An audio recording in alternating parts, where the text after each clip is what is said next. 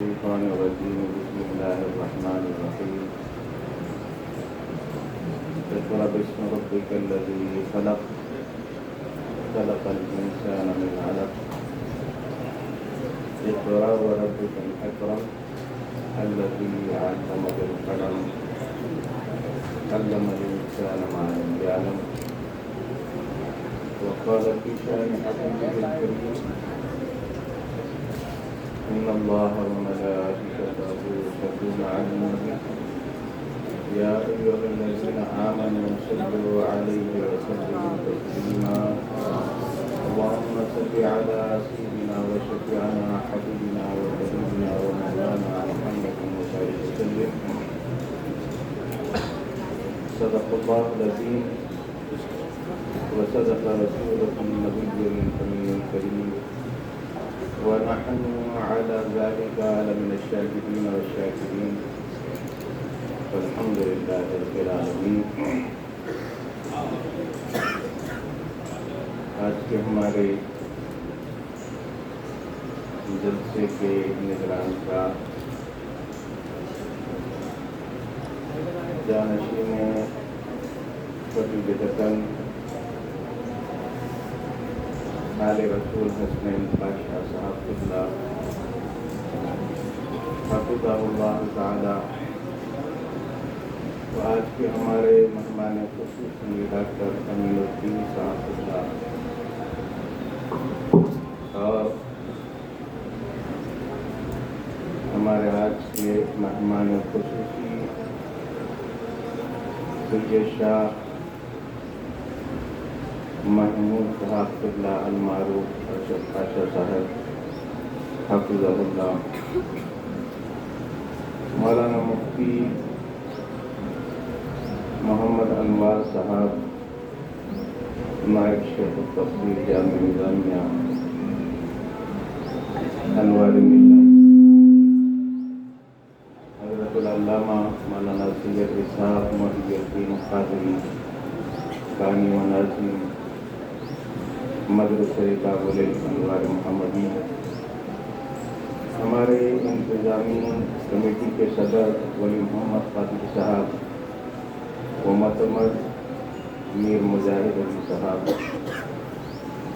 دیگر علماء کرام، مشائخ نظام، اساتذہ کرام، عزیز طلباء،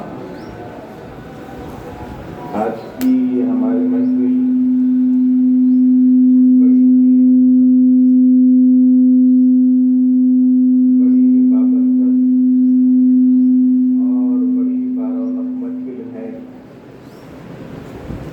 آنے والے مہمان حضرات نے اپنی گناہ و مصروفیتوں کے باوجود ہمیں اپنی آمد کی عزتوں سے نوازا ہے اور ہماری دعوت کو قبول فرماتے ہوئے ہماری عزتوں میں اضافہ فرمایا ہے. ہم ان کا تہ دل سے شکریہ ادا کرتے ہیں.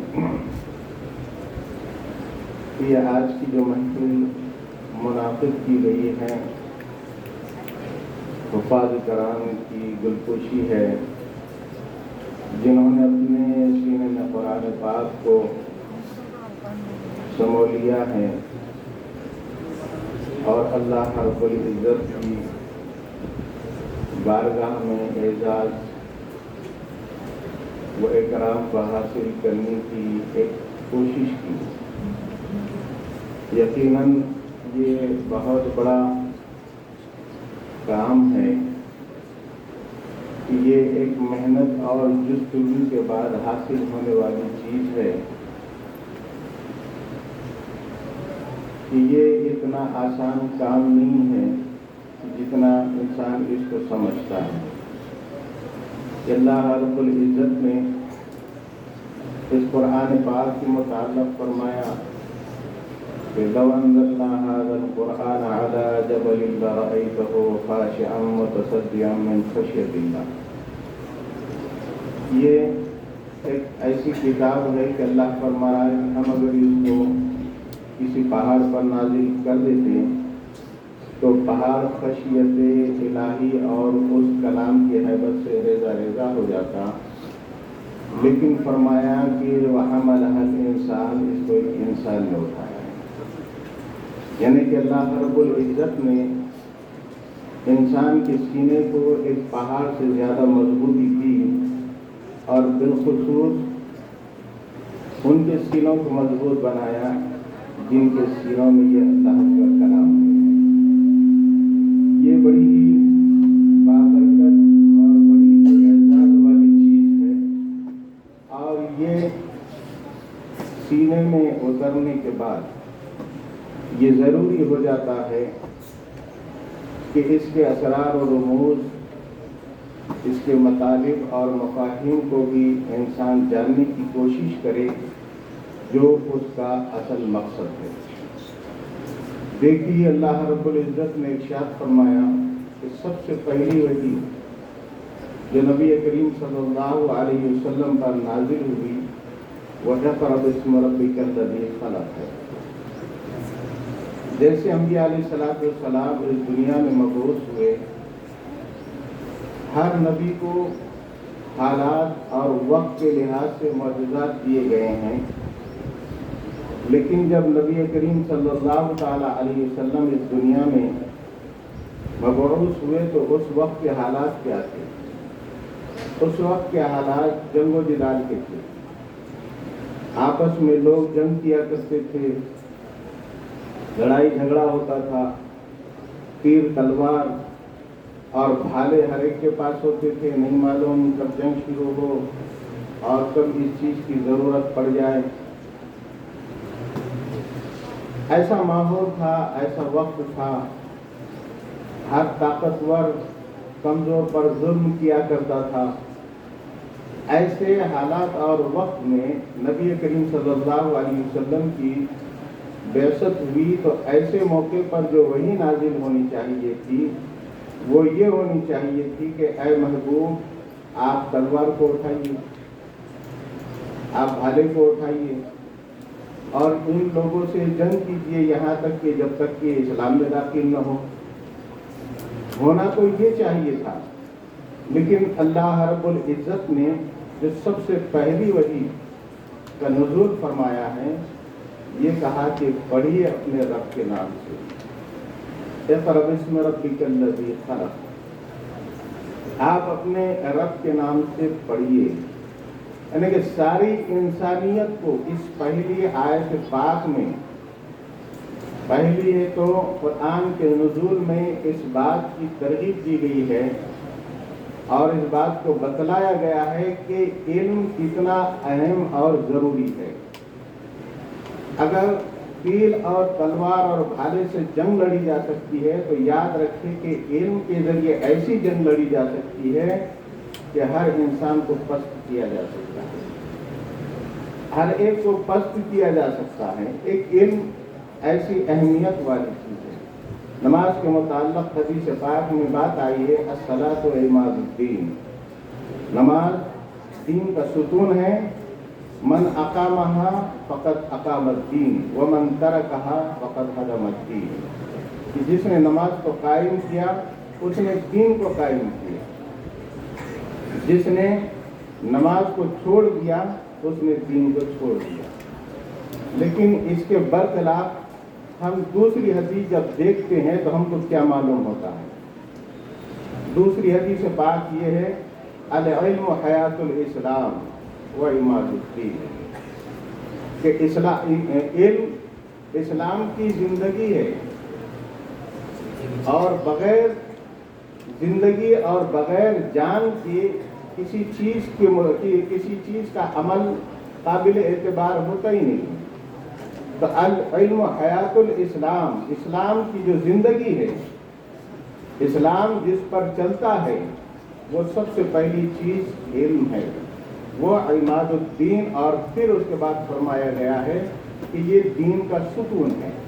نماز آپ پڑھتے ہیں، ہم پڑھتے ہیں، سب پڑھتے ہیں، عام انسان بھی پڑھتا ہے، لیکن اگر اس کو سورہ فاتحہ یاد نہ ہو، اگر اس کو کوئی دوسری ضمن صورت یاد نہ ہو، रुकू और सजदे के तोड़ वो तरीके अगर मालूम न हो तो वो किस अंदाज में रुकू और सुजूद करेगा, किस तरीके से वो तस्बीहात को पढ़ेगा और किस तरीके से अल्लाह की बारगाह में उसकी नमाज कबूल होगी, अब इसका अंदाज़ा लगाइए। ये बात और है कि उसने नमाज का इरादा किया और जिस अंदाज में भी वो अदा कर रहा है वो अल्लाह की बारगाह में उसकी मकबूलियत और है, लेकिन जब वो इल्म के साथ पढ़ेगा, इल्म के हुसूल के साथ जब वो पढ़ेगा तो ये नमाज उसकी काबिल एतबार और काबिल कबूल भी होगी।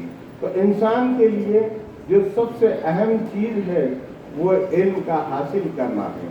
बगैर इल्म के इंसान बिल्कुल एक कोरे कागज़ की तरह है जो उसको किसी तरीके से कोई काम नहीं दे सकता, बिल्कुल वो बेकार और बेफैज़ और बेमाना हो जाता है, कोई उसकी हैसियत नहीं होती। कोई इंसान बगैर इल्म के इंसान को ऐसा कहा गया है जैसे कि वो जाहिल। कुरान ने खुद इस बात को बतला दिया है, कुरान ने खुद इस बात की वजाहत कर दी है, कुल हल यस्तविल लज़ीना यअलमून वल्लज़ीना ला यअलमून, कि वो लोग जो पढ़े हुए हैं और वो लोग जो अनपढ़ हैं, क्या ये आपस में दोनों बराबर हो सकते हैं? क्या ये दोनों अपने मेयार को बता सकते हैं? हरगिज़ नहीं, बल्कि एक पढ़े हुए की हैसियत अलग हो जाती है और एक अनपढ़ की हैसियत अलग हो जाती है। दोनों का मकाम और दोनों का मर्तबा अलग अलग हो जाता है। ये कुरान ने बतलाया है, कुरान ने उसकी मंजिलत को आला कर दिया है, कुरान ने उसके मकाम मर्तबे को अफजल बनाया है उस पर जो कि अनपढ़ है और जिसने है तो दीन का इल्म हासिल नहीं किया है। तो दोनों के दरमियान में कुरान ने खुद फर्क करके बतला दिया है। अब ये बात, और अब ये देखिए आगे क्या बात है कि किसी ने इल्म हासिल कर लिया है, ये बात जरूरी है, हर एक के लिए ये जरूरी चीज है, लेकिन इसके अंदर दूसरी जो सबसे अहम चीज होती है वो क्या है? इल्म इंसान को इंसान बनाता है, इल्म बेमायों को सुल्तान बनाता है। इल्म अल्लाह उसे दे जिसे ईमान भी दे, वरना ये इंसान को शैतान बनाता है। ये बात हमेशा याद रखें, हमेशा अपने जहन में इस बात को रखें। अगर ये बात जहन से निकल जाए तो यकीनन इंसान शैतान से भी बदतर बन जाता है। इंसान तो है, लेकिन इंसान को इल्म और मजीद इंसान बनाता है, इंसान के मुकम्मल तौर और तरीके उसको बतलाता है। इल्म बेमायों को सुल्तान बनाता है, यानी कि ऐसी शख्सियतें जो बिल्कुल गुर्बत के आलम में अपनी जिंदगी गुजार रहे हैं, लेकिन इल्म को शौक था, ज़ौक़ था, जब इल्म हासिल किया है, पढ़ा लिखा है, सारी चीज़ों को हासिल किया है, तो उसने अपने मकाम और मर्तबे को इतना बुलंद बना लिया है कि वो अपने वक्त का सुल्तान बन गया, अपने वक्त का बादशाह बन गया। लेकिन शायर ने दूसरी बात जो अहम बतलाई है, हर वक्त उसको याद रखने की ज़रूरत है, इल्म अल्लाह उसे दे जिसे ईमान भी दे, वरना ये इंसान को शैतान बनाता है। जब हजरत आदम अलैहिस्सलाम की तख्लीक हुई, तमाम फरिश्तों को हुक्म दिया गया कि सजदा करो। तमाम फरिश्तों ने सजदा किया, लेकिन सजदा न करने वालों में कौन था? जिसको आज हम सब कहते हैं कि वो शैतान है। कुरान पाक के अंदर जा बजा उससे अपने आप को बचाने की ताकीद की गई है, लेकिन जरा ये तो देखिए कि सजदा न करने से पहले उसकी कैफियत क्या थी। रोए जमीन पर कोई ऐसा हिस्सा नहीं कि जहां पर उसने सजदा न किया हो। आसमानों पर अल्लाह रब्बुल इज्जत ने उसको बुलाया इस गरज से कि वो फरिश्तों को दर्स दे, वो फरिश्तों को दर्स दे। अल्लाह रब्बुल इज्जत ने एक मर्तबा कहा कि मैं एक मखलूक को पैदा करने वाला हूं और उस मखलूक के एजाज और इकराम में फरिश्तों को सजदे का हुक्म दिया जाएगा, उसमें एक नाफरमान होगा। तो जानते हो कि उस मौके पर उसने ये समझा कि हो सकता है कि मैं उसमें से मैं ही ऐसा क्यों ना हूं, हो सकता है कि मैं भी हो सकता। تو اس وقت सिदरतुल मुंतहा पर खड़े होकर 7 लाख साल तक अर्श आज़म को देखता रहा। 7 लाख साल तक अर्श आज़म को देखता रहा कि क्या कहीं वो नाफरमान मैं ही नहीं हूं, मैं ही तो नहीं, क्या मामला है कि अल्लाह ने ऐसी बात कही दी है। लेकिन जो मुकद्दर होता है, जो तकदीर लिख दी जा चुकी है, वो फैसला मुकम्मल अल्लाह का फैसला है, कभी बदलने वाला नहीं है। हुक्म दिया गया, नाफरमानी की, कहा खलक़तनी मिन नार व खलक़तहू मिन तीन, कि मौला तूने मुझे आग से पैदा किया है और हजरत आदम को मिट्टी से पैदा किया है। आग और मिट्टी का मामला क्या है? आग से पैदा किया जाना और मिट्टी से पैदा किया जाना क्या है? मिट्टी कहा, उसने क्या तावील पेश की, क्या बात पेश की उसने? तावील एक हद तक दुरुस्त होती है, लेकिन तावील हद से अगर तजावुज कर जाती है तो वो शख्स है तो शैतान बन जाता है। तावील की उसने कि मौला तूने तो आदम को मिट्टी से पैदा किया है और मुझे आग से पैदा किया है, क्या मामला है? कहा कि मिट्टी की खुसूसियत ये है कि वो पस्ती को चाहती है और आग की खुसूसियत ये है कि वो बुलंदी को चाहती है, और बुलंद शय एक पस्त शय को कैसे सजदा कर सकती है? अल्लाह ने फरमाया फखरुज फइन्नका रजीम, तू मेरे बारगाह के काबिल नहीं है, निकल जा। उसने ये नहीं देखा कि ये हुक्म किसका है, ये फरमाबरदारी किसकी है, ये हुक्म देने वाली जात कौन है। अल्लाह ने उसके सारे इल्म को खत्म कर दिया। उसका जो इल्म है उसको आज भी साथ नहीं देता, उसका वो इल्म आज भी उसको किसी मकाम पर किसी के पास आने नहीं देता। क्यों? कि आप आऊज़ु बिल्लाहि मिनश शैतानिर रजीम पढ़कर उसको अपने से दूर कर देते हैं, ला हौला वला कुव्वता इल्ला बिल्लाह कहकर के अपने से दूर कर देते हैं। गर्चे के जब आप कुरान पढ़ेंगे तो वो भी पढ़ने लगता है। जानते हो कि हिफाजत की मामला जब हजरत अबू हुरैरा रज़ी अल्लाह तआला अन्हु को हुजूर अलैहिस्सलातु वस्सलाम ने बैतुल माल के पास मुकर्रर किया और कहा कि इसकी निगरानी करना, आप निगरानी करने पर मामूर हो गए। एक शख्स आया, कहा कि मेरे अबू हुरैरा मेरे बच्चे बहुत भूखे हैं, जरा मुझे कुछ दे दिया जाए। वो लेकर के चला गया। हुजूर ने पूछा क्या बात है अबू हुरैरा? फरमाया कि या रसूलल्लाह फला शख्स आया था और उसने कुछ माल लेकर के गया, तो आपने फरमाया कि उसने झूठ कहा है। दूसरे दिन भी आया, तीसरे दिन आया तो आपने पकड़ लिया। हुजूर अलैहिस्सलातु वस्सलाम की बारगाह में जो पेश करने के जब आपने फरमाया तो कहा कि ऐ अबू हुरैरा एक बात बतलाता हूँ, जरा सुन ले। क्या है? कि जब भी कहीं माल रखो तो उसकी हिफाजत के लिए आयतल कुर्सी पढ़ लिया करो। ये किसने बताया? ये शैतान ने बतलाया। हजरत अबू हुरैरा रज़ी अल्लाह तआला अन्हु आकर फरमाया कि या रसूलल्लाह उस शख्स ने ये कहकर के गया है, आपने फरमाया कि उसने आज सच कहा है। तो ये चीजें उसके अंदर है मौजूद, लेकिन क्या ये सारी चीजें उसको फायदा पहुंचाने वाली है? हरगिज नहीं है। बल्कि एक नाफरमानी की वजह से अल्लाह ने उसको धुतकार दिया, उसका सारा इल्म बेकार कर दिया। इल्म अल्लाह उसे दे जिसे ईमान भी दे, वरना ये इंसान को शैतान बना देता है। कि इतना इल्म होने के बावजूद, फरिश्तों का उस्ताद होने के बावजूद अल्लाह ने आसमानों में उसके लिए एहतमाम किया, लेकिन जब उसने अल्लाह की नाफरमानी की, अपने इल्म पर तकब्बुर किया, गुरूर किया, अल्लाह रब्बुल इज्जत ने उसको धुतकार दिया। तो मालूम ये होता है कि जब इंसान इल्म से आरास्ता हो जाता है या किसी भी हुनर से या कोई भी ऐसी चीज उसको हासिल हो जाती है जिसकी वजह से वो तकब्बुर करने लगता है, गुरूर करने लगता है, अपने आप को ऊंचा और बड़ा समझने लगता है, अल्लाह रब्बुल इज्जत फरमाता है कि तकब्बुर और गुरूर ये दो मेरी चादरें हैं, अगर तुम इसको खींचने की कोशिश करोगे तो तुम्हें तबाह कर दिया जाएगा, तुम्हें हलाक कर दिया जाएगा, बर्बाद कर दिया जाएगा। क्यों? कि ये दो चीजें सिवाय अल्लाह की किसी और के लिए सजावार नहीं है, और जो ऐसा करता है वो तबाह कर दिया जाएगा, और जिसने उसके ऊपर खुलूस और मोहब्बत का इजहार किया वो आगे तरक्की कर जाएगा। اپنی یہ ساری چیزوں پر کبھی انسان ناز نہ کرنا، میں بہت بڑا عالم ہوں، میں بہت بڑا فاضل ہوں، میں بہت بڑا حافظ قرآن ہوں، میں بہت بڑا قاری قرآن ہوں، لوگ میری عزت کرتے ہیں، اکرام کرتے ہیں، میرے ہاتھ پیر چومتے ہیں۔ عموماً ایسا ہوتا ہے، یہ اللہ نے اکرام کیا ہے، اعزاز دیا ہے۔ ان اکرمکم عند اللہ اتقاکم، تمہارے تقوی اور پرہیزگاری نے اس بات پر مجبور کر دیا ہے کہ وہ تمہارا اکرام کرے۔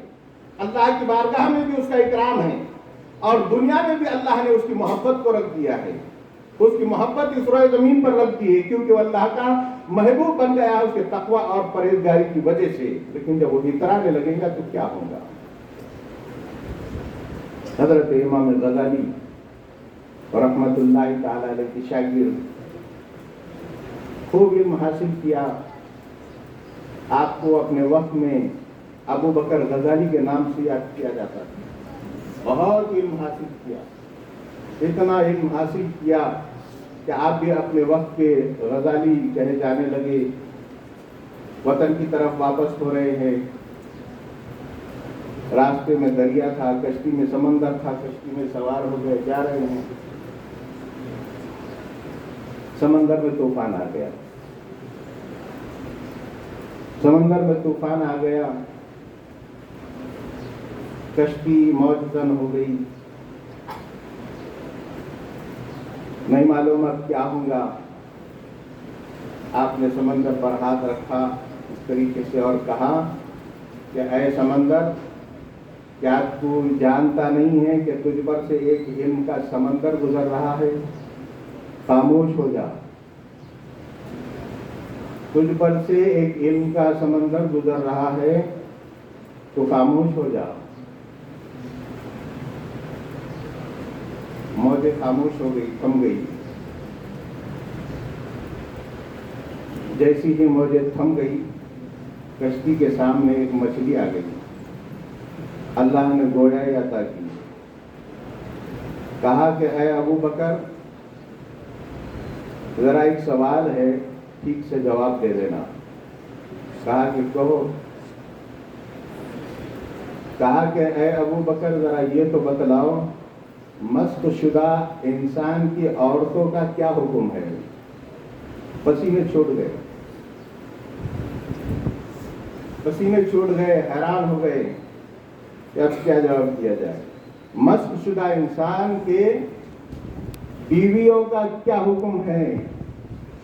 حیران ہو گئے کہ اب کیا جواب دیا جائے، پسینے چھوٹ گئے، کشتی کو موڑ دیا۔ حضرت امام غزالی رحمت اللہ تعالی علیہ کے پاس آئے، آپ نے فرمایا کیا بات ہے؟ اپنے گاؤں کی طرف لوٹ گئے تھے، واپس آ گئے، حیرانی کا عالم ہے، پسینے چھوٹ رہے ہیں، کیا بات ہے؟ کہا کہ حضور ایک سوال ہے، ایک سوال ہے۔ کہا کہ تو کیا بات ہے؟ کہا کہ حضور یہ بتلائیے کہ مسخ شدہ انسان کی عورتوں کا کیا حکم ہے؟ حضرت امام غزالی نے کہا کہ اتنا چھوٹا سا مسئلہ لے کر کے آئے ہو، اتنی چھوٹی سی بات لے کر کے میرے پاس آئے ہو، کیا تم نہیں جانتے؟ کہا کہ حضور نہیں جانتا۔ حضرت ابو بکر غزالی اپنے وقت کے بہت بڑے امام گزرے ہیں، یہ بھی بہت بڑے عالم دین، بہت بڑے عالم دین گزرے ہیں، مفسر قرآن گزرے ہیں، محدث، ہر طریقے کا علم اللہ نے عطا فرمایا ہے۔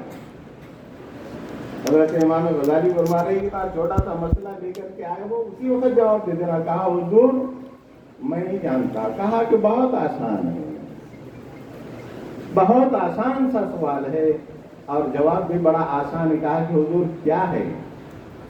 فرمایا دیکھو، مسخ دو قسم کا ہوتا ہے، کسی کی حالت کو تبدیل کر دیا جانا، کسی کے حالت کو تبدیل کر دیا جانا، یا انسان کو جانور میں تبدیل کرنا، یا انسان کو پتھر میں تبدیل کرنا، دو باتیں ہیں۔